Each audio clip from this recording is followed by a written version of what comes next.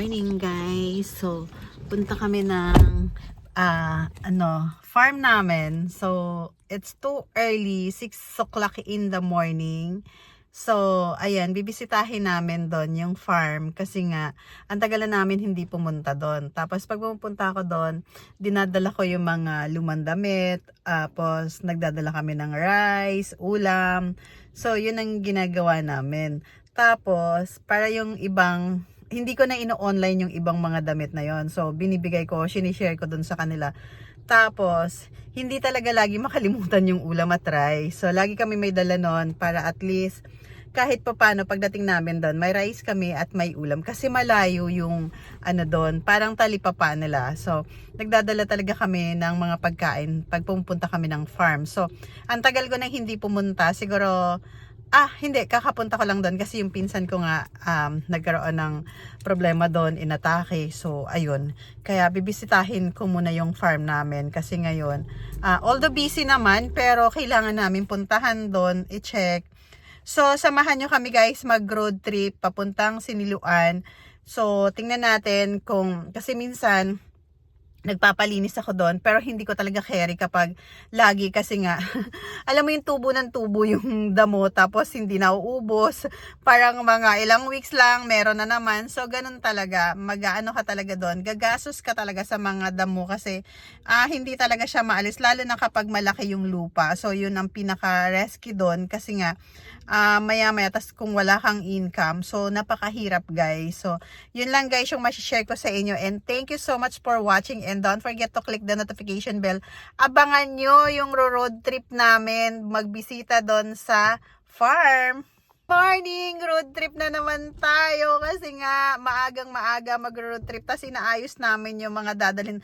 Tapos ang ginagawa ko guys, pupunta kami doon sa sa farm, tapos ang ginagawa ko guys is yung yung mga pinatutubo kong avocado, rambutan.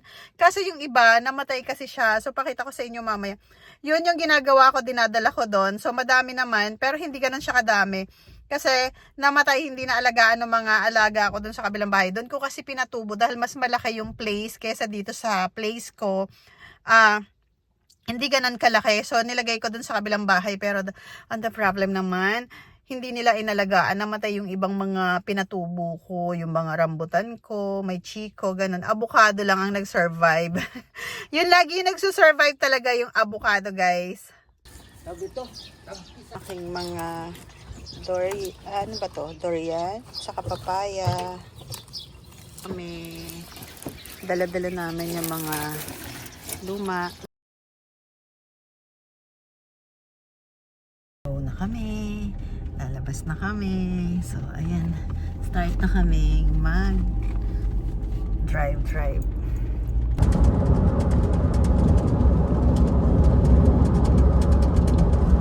Anons kami, stopover kami sa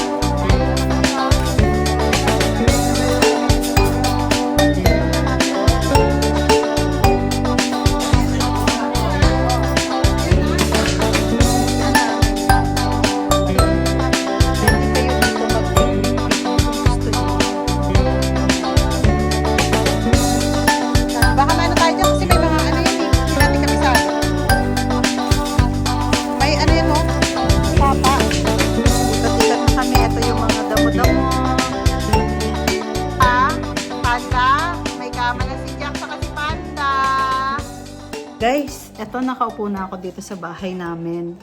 Bahay namin, medyo lumaki na.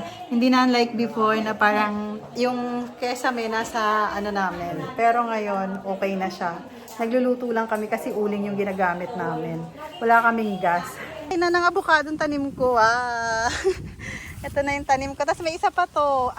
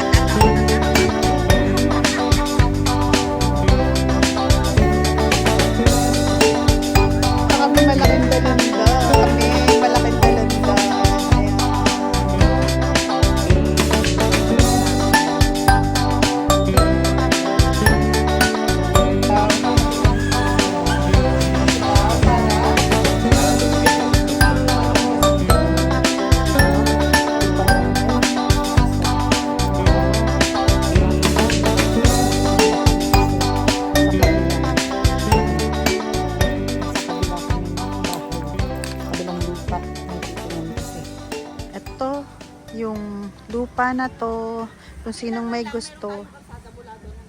Oh, yun. Yan, sobrang patag.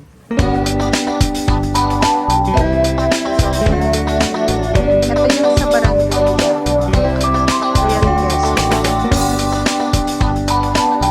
Royal Quezon. Katabong bukod ka. So, sobrang mga damo na. Hindi siya bukod pala. Masyado na siyang kapatagan pala siya. Masyado na siyang madamo.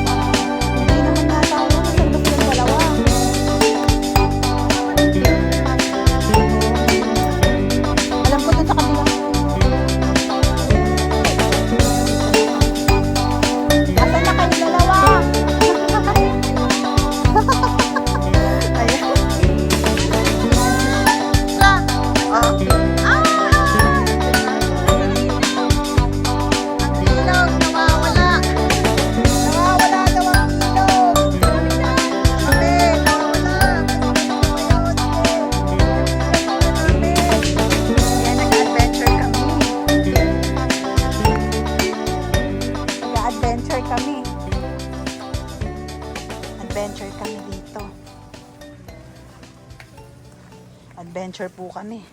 Ayan. Kaya maganda.